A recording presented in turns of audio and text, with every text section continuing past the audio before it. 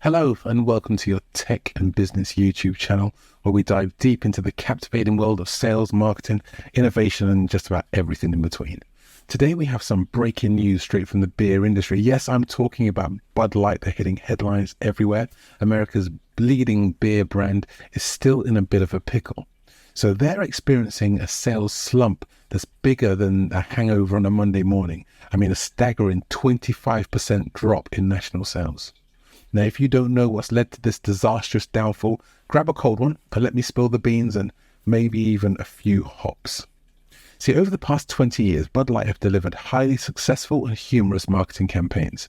They have been targeted towards a very clear audience demographic, and many of these campaigns have been iconic for the era.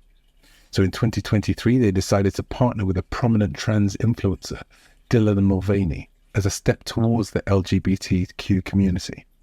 But whilst making this step, somehow Bud Light tripped over their shoelaces and spilled beer all over their marketing plans.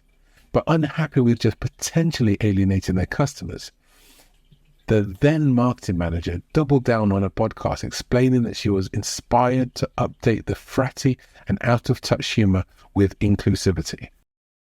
Bud Light had been kind of a brand of fratty, kind of out of touch humor, and it was really important that we had another approach.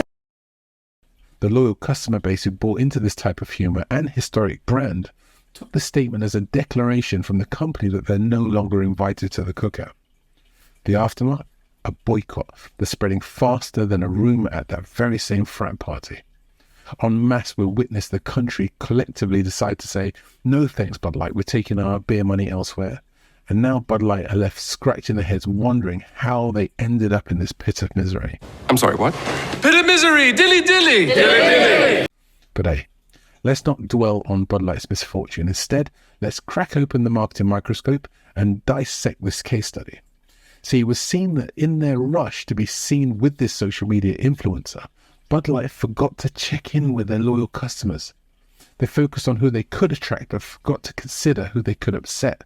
And boy, did they upset a large and influential cohort of consumers.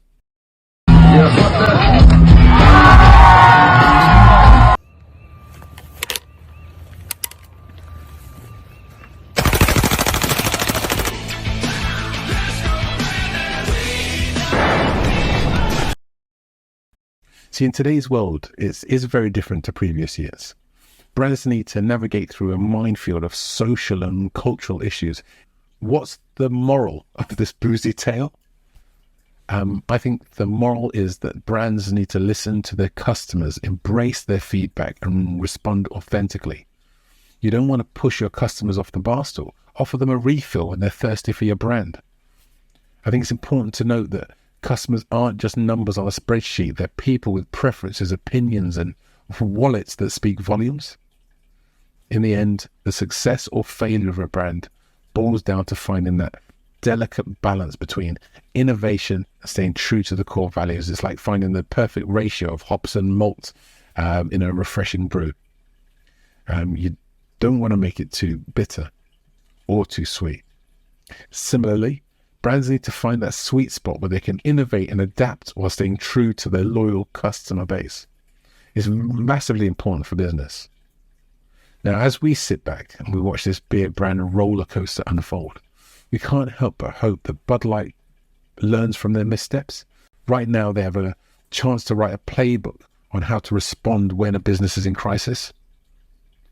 The question is, will they turn the ship around and regain trust of their customers, or will they end up being a cautionary tale on how not to handle a brand crisis?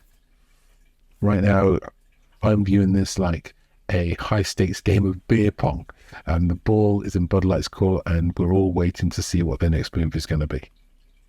But look, as we wrap up this wild journey through beer and brand blunders, let's raise an imaginary glass and toast to the importance of getting it right. Cheers to the brands that listen, learn, and create connections with their customers.